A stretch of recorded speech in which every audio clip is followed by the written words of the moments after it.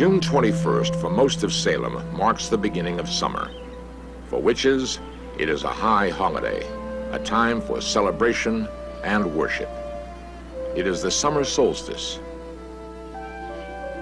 Laurie Cabot conducts a magic circle with her coven. I charge this circle to protect us from all negative and positive energies and forces that may come to do us harm. So mote it be. So mote it be. On the solstice, we draw in the energy of the sun and Jupiter into this place. We allow it to circulate in this circle. So mote it be. So mote it be.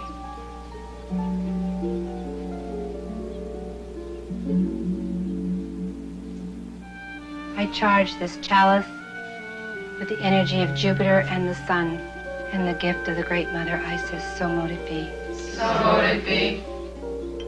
Those who today practice witchcraft regard it as a religion. It has only been in recent times that its unorthodox rituals have even been tolerated. We ask that we be granted correctness, balance, purity, and the power of the forces in this circle for the good of all people. So mote it be. So mote it be.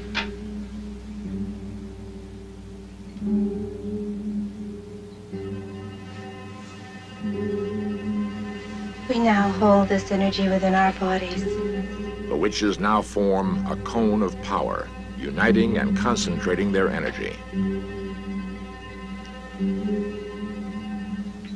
Finally, the magic circle is uncharged.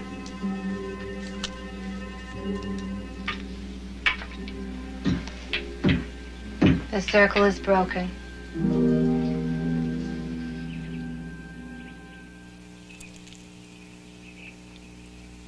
If Laurie Cabot had practiced witchcraft in colonial Salem, she most certainly would have been hanged. In the 17th century, spirits, devils, and demonic possession were thought to be very real. Witches were believed to be the human servants of evil. Even so, what was the reason that Salem Village suddenly fell into a violent episode of witchcraft hysteria? Dr. Linda Caporal has carefully developed a new and compelling theory. Since the time of the Salem trials, there have been numerous explanations as to the causes of the crisis, and these explanations include that there was mass hysteria, that there was fraud, that the girls were play acting in, that they falsely accused people. Another explanation is that there was indeed witchcraft in the neighborhood, that the girls had been involved with it and became mentally ill as a consequence of their guilt. These explanations are not really adequate because they don't address the originating causes of the symptoms, which first caused the Puritans so much concern.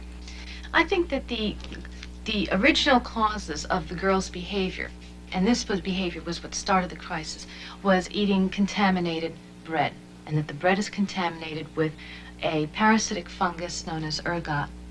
Ergot is a fungus which grows on grain, most especially on rye, and it has a number of potent pharmacologic agents in it, especially one called isoergine, from which LSD is derived. Was the Salem witchcraft hysteria the result of demonic possession or of a then unknown form of chemical poisoning? The symptoms that are alluded to in the trial records are pinpricking, choking, disorderly behavior, convulsions, hallucinations. These are all the kinds of symptoms that you would expect from convulsive ergotism. Was this the devil loosed in Salem in 1692? Today, the people of Salem seem, at least, to tolerate their witches. And the public practice of witchcraft is taken in stride. Laurie Cabot claims to have the power to radically change the weather. On the waterfront of Salem, she gave it a try. I call on the Archangel Uriel to come and do my bidding.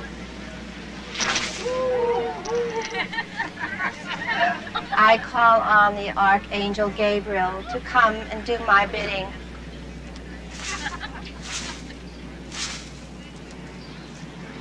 I call on the Archangel Michael to come and do my bidding.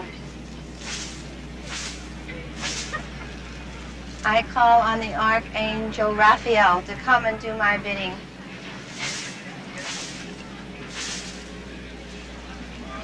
We ask that this be granted.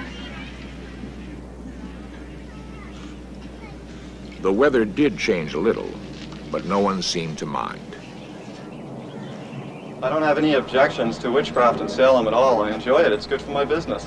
I don't have any objection at all. I think if they want to practice witchcraft, they should be able to. I think it's great that they're doing their own thing.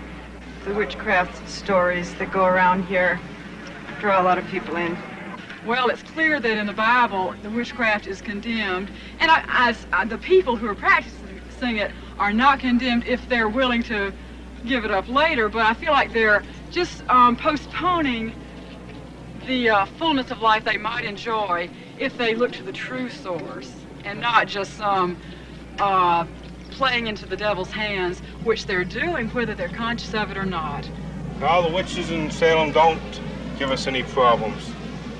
They're very law-abiding.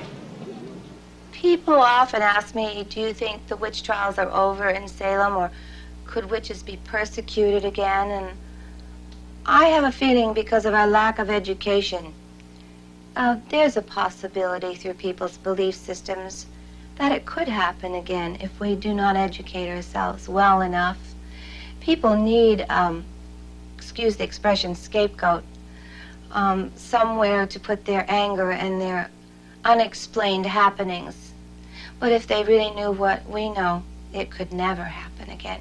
We don't intend it to happen. It won't happen to the witches of Salem, I can guarantee you that.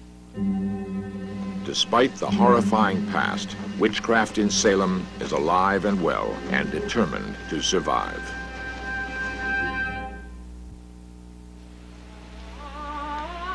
The witchcraft hysteria that swept through Salem nearly 300 years ago ended as quickly as it began. Many of the accusing girls made poignant public apologies, and Massachusetts became the first state to remove witchcraft from its catalog of capital offenses. Perhaps the worst of all demons and devils are ignorance, intolerance, and fear.